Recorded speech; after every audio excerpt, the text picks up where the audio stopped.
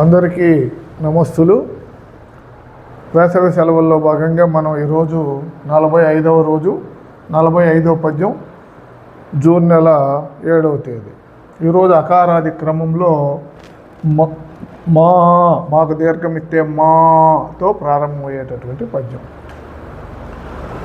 మానవుడే మాధవుండను జ్ఞానంబున ప్రజల సేవ సొలుపుము, అదియే నీ మానవతలోని మాన్యస్థానం భనే గాంధీ తాత సద్గుణజాత.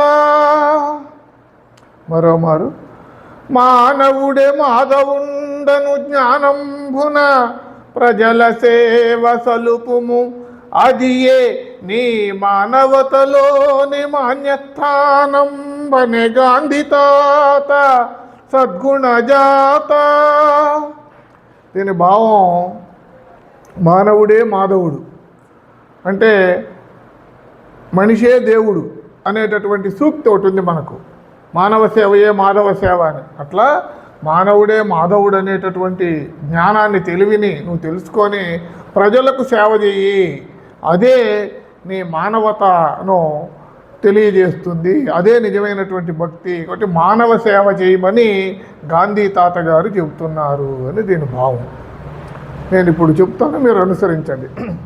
మానవుడే మాధవుండను